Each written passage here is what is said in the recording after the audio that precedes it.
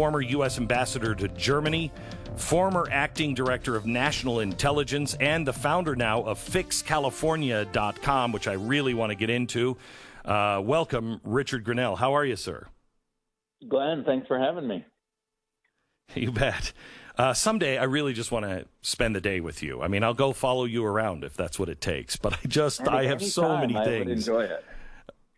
Okay.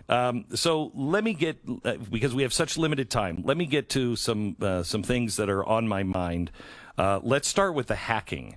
I've never seen an administration say, well, this is a private company that is being hacked.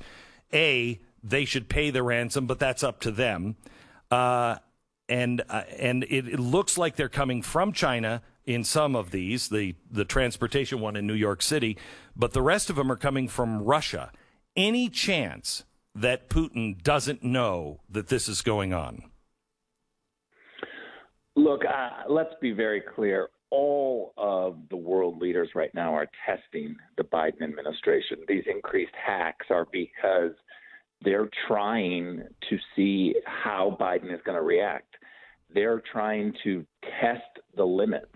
How far can they go before we react, we, the United States of America? And they knew those lines, Glenn, very clearly under the Trump administration. They knew exactly if they did something that impacted America, that there would be an immediate and bigger reaction. And the bigger reaction is the key here, because what the message is sent when you put America first is we will protect our people first, and we will have overwhelming force that will come at you, whether it's sanctions, tariffs, airstrikes. Donald Trump used every single tool that the United States government had to protect us. Well, Joe Biden is going to go over and talk to Putin. I can't imagine how badly that's going to go. What message are we sending back to them, and how bad does this have to become before it's an act of war? Well, I talked before the campaign. I talked a lot about Joe Biden's global philosophy, and he believes in consensus with the rest of the world, and certainly the importance of consensus with Western governments. Now, that sounds amazing, right? It sounds like, can't we all just hug it out and get along? But the practical reality is that we have a difference of opinion, even when it comes to Western allies like Germany. If you are going to put as the priority that the German government has to agree and complement our positions, then you've just watered it down. And let me give you the perfect example.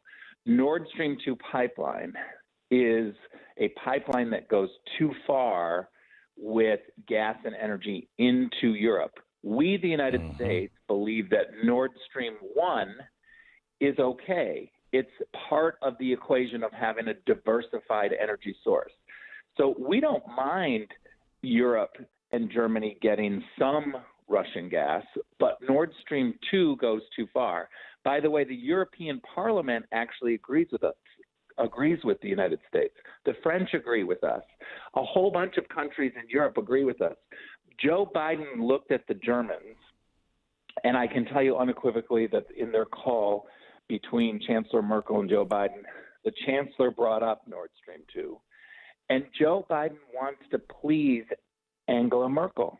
He wants the German government to like him. So when they ask, hey, will you let us have Nord Stream 2, he prioritizes the compliments of Germany over the position of the United States. And so while he's shutting down pipelines in the United States, he's allowing them to go forward because the Germans asked for it, and he prioritizes having the Germans like him. This is a very dangerous and slippery slope when you go to the UN, say, and you want to be liked and you want the crowd to cheer you. This means that you water down our policy in order to please others. As a director of national intelligence, you oversee all of the arms of intelligence, right? Okay. Um, President Biden and his allies are saying the biggest threat, according to the intelligence that he's receiving, the biggest threat to the United States of America is white supremacy and, Donald Trump supporters. Did you ever see any intelligence that would back any of that up? Absolutely not. It's outrageous. It's politicizing the intelligence community.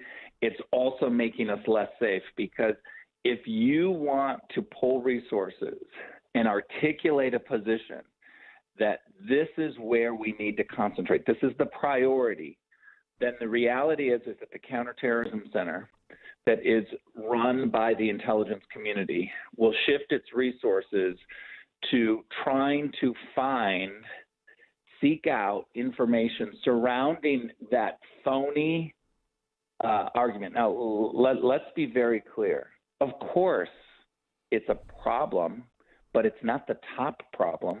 It's just like, Russia is a problem for us, but China is a crisis. And when you constantly say, look over there at Russia, look at all of these problems, you're literally giving the Beijing line. The Chinese applaud us when we say, go concentrate on the Russia crisis, because it's not a crisis, and therefore we take our eye off the ball. This is exactly what's happening when we say white supremacy in America is the problem. And don't be surprised that over the last 4 years, how the Democrats have told us that our system, when they say that it's called systemic racism, what they mean is that the system of the United States government, local, state, and federal government, the system supports racism. When they say systemic racism, that what they mean is that our system promotes racist policies. That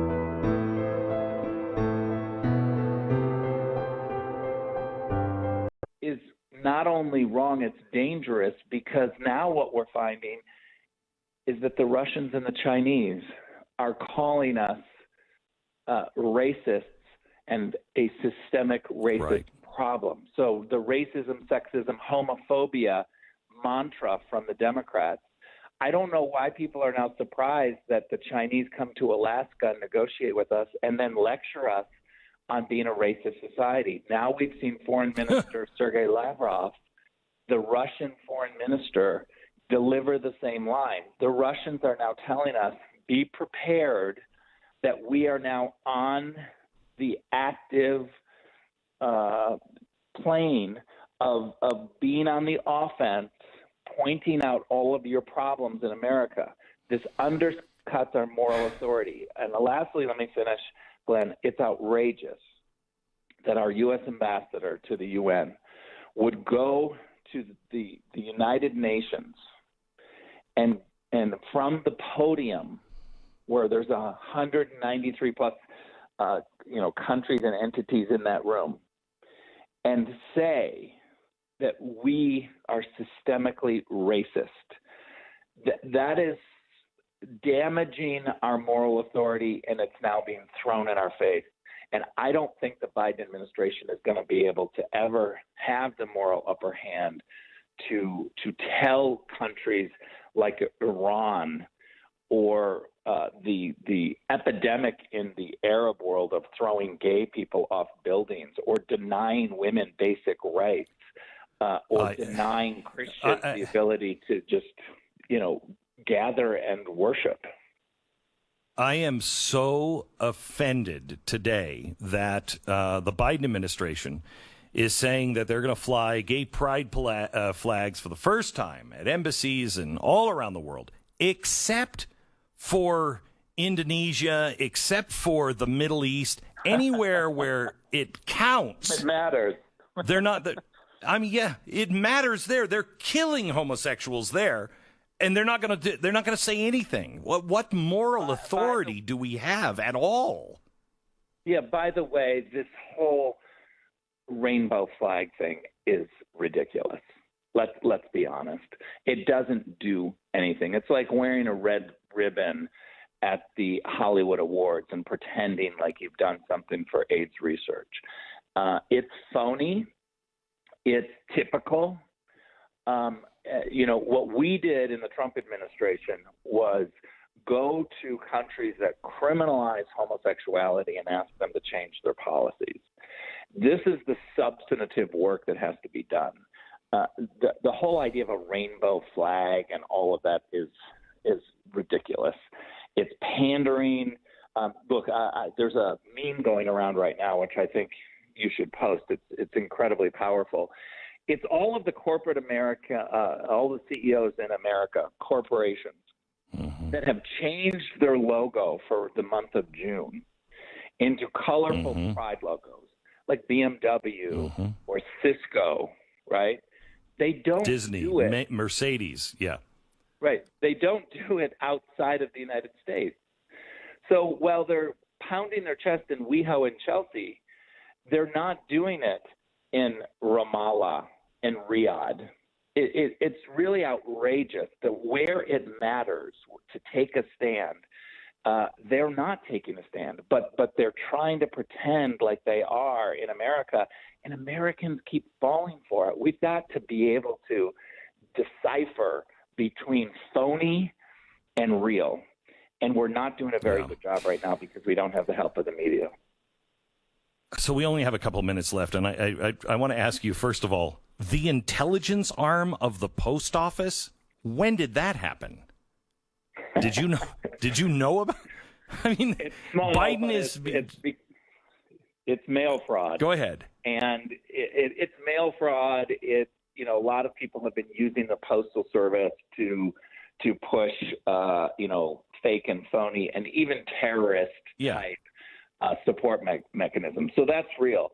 But, to be honest, it should not be, and if I had more time at DNI, I would have changed this. It should not be based within the Postal Service. And technically it's not. They'll tell you that the intelligence gathering is an arm that just works with the post office. But the reality is that after 9/11, we realized that our intelligence agencies were getting the pieces of problems, but not communicating and linking those together.